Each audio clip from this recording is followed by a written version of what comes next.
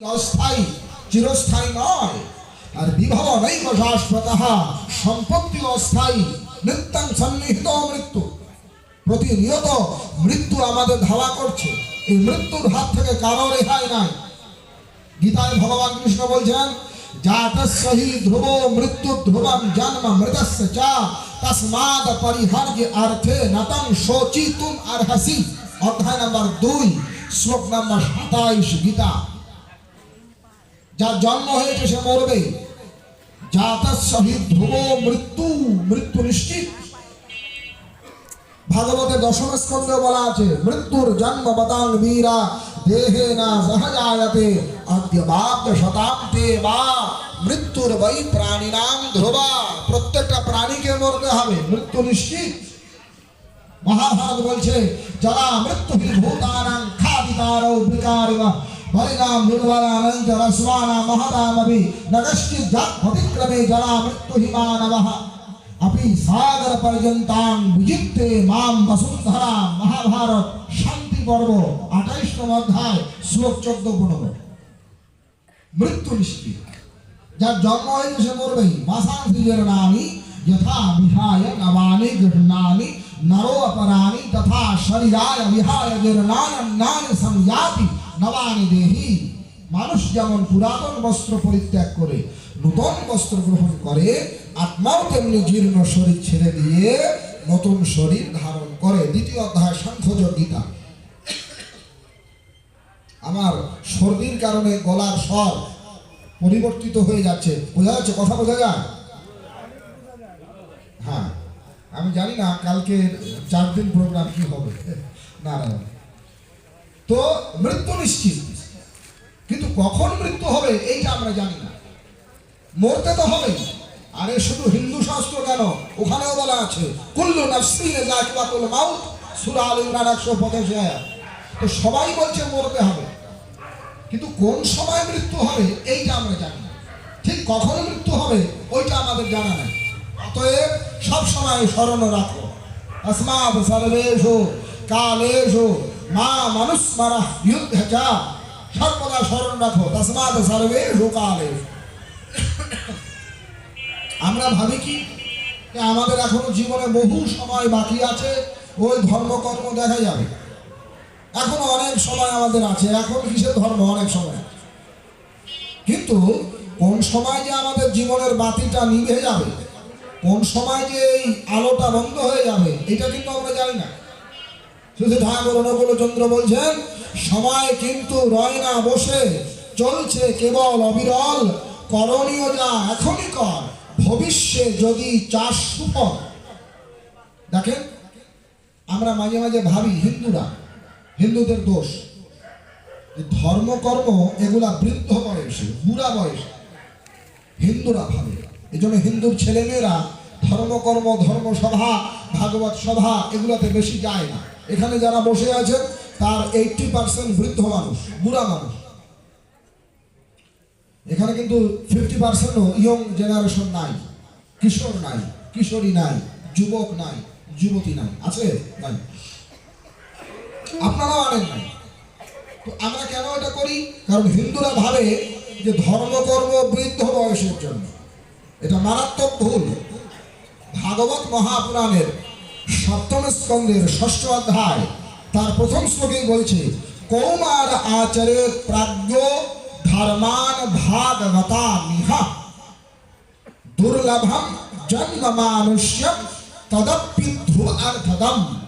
ভক্তরাজ প্রহ্লাদ বলছে, কৌমার আচরে প্রাজ্ঞ ধর্মান ভাগবতা মিহা। ধর্মকর্ম যদি করতেই হয় তো কৌমার, একেবারে কিশোর অবস্থা থেকে করো। এদিকে মন না।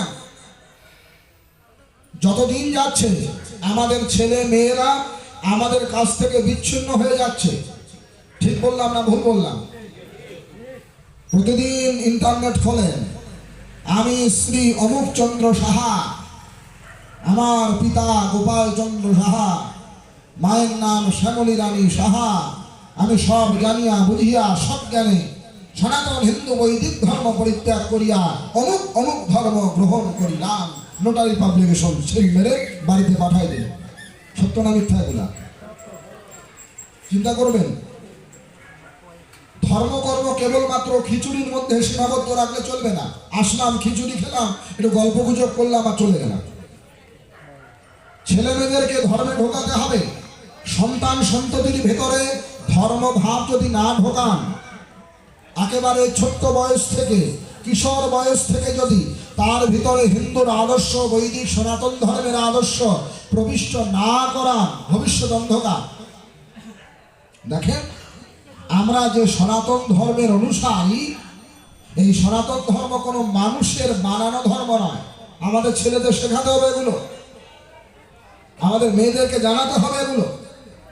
এই ধর্ম কোনো ব্যক্তি বিশেষের দ্বারা আবিষ্কৃত হয়নি।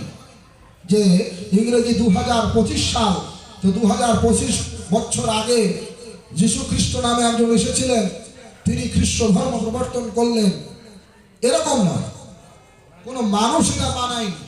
কোনো ইতিহাসবিদ বলতে পারে না যে অমুক মানুষটা হিন্দু ধর্ম বানিয়েছে, সনাতন ধর্ম বানিয়েছে, সনাতন ধর্মের প্রবর্তক অমুক, এটা কেউ বলতে পারে না। কেন? এর উত্তর দেওয়া আছে এই ভাগবতে 2 জায়গায়। মন দিয়ে শুনুন। আমরা যে সনাতন ধর্মের অনুসারী, এটা কে তৈরি করলো, কে প্রবর্তন করলো? তো ভাগবত মহাপুরাণের 3য় স্কন্ধের 16তম অধ্যায় 18 নম্বর শ্লোকে বলছে, তৎবহ সনাতন ধর্ম রক্ষতে তনভিস্তবঃ। বলছে, হে প্রভু, হে ঈশ্বর, হে পরম পিতা, হে ব্রহ্ম, তৎবহ সনাতন ধর্ম রক্ষতে তনভিস্তবঃ। আপনি এই সনাতন ধর্মের উৎপত্তিকর্তা, তার মানে ভগবানই এই ধর্মের প্রবর্তন কর্তা। আবার ভাগবত মহাপুরাণের 6ষ্ঠ স্কন্ধের 3য় অধ্যায়ের 19 নম্বর শ্লোক দিতে, সেখানেও বলছে, ধর্মদু সাক্ষাৎ ভগবৎ প্রণীতম। বলে এই ধর্ম সাক্ষাৎ ভগবান কর্তৃক প্রণীত হইয়া আছে। ধর্মদু সাক্ষাৎ ভগবৎ প্রণীত। মানুষ যা বানায়, মানুষ ইচ্ছা করলে তাকে ভেঙে দিতেও পারে, পারে না? এই মন্দিরের দেওয়ালটা কে বানিয়েছে? মানুষ বানায়নি তো। মানুষ ইচ্ছা করলে বুলডোজার দিয়ে মন্দিরের দেওয়ালটা ভাঙতে পারে না? পারে না? পারে। এত সুন্দর ডেকোরেশন মানুষ বানিয়েছে, এটা যখন শেষ হয়ে যাবে এটা ভেঙে নিয়ে যাবে। মানুষ যা তৈরি করে, মানুষ ইচ্ছা করলে তাকে ভেঙে দিতেও পারে, তাকে ধ্বংস করতেও পারে। কিন্তু চন্দ্র কে বানিয়েছে? ভগবান না মানুষ? সূর্য কে বানিয়েছে? ভগবান না মানুষ? জল কে তৈরি করেছে? ভগবান না মানুষ? বায়ু ভগবান না মানুষ? তাহলে কোনো মানুষ যদি ইচ্ছা করে যে চন্দ্রকে আমি ভ্যানিশ করে দেব, পারবে? সূর্যকে আমি নিভিয়ে দেব, পারবে? পৃথিবীকে জল শূন্য করে দেব, পারবে? বায়ু শূন্য করে দেব, পারবে? কেন পারবে না? কারণ জলের নির্মাণকর্তা মানুষ নয়, বায়ুর নির্মাণকর্তা মানুষ নয়, চন্দ্রের নির্মাণকর্তা মানুষ নয়, সাক্ষাৎ ভগবান। ভগবান যা তৈরি করে, কোনো মানুষের সাধ্য নাই তাকে ধ্বংস করে। এই সনাতন ধর্ম ভগবান তৈরি করেছেন, এই বিশ্বের সমস্ত মানুষ চেষ্টা করে সনাতন ধর্মকে ধ্বংস করতে পারে না।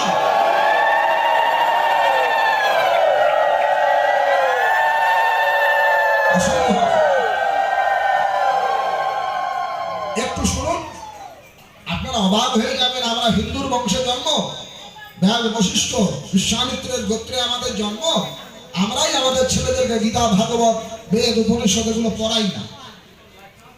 যখন ওই জন্মদিন হয়, হ্যাপি বার্থডে টু ইউ, সবাই ছেলে মেয়েদেরকে, নাতি নাতনিদেরকে উপহার দেয় আইফোন,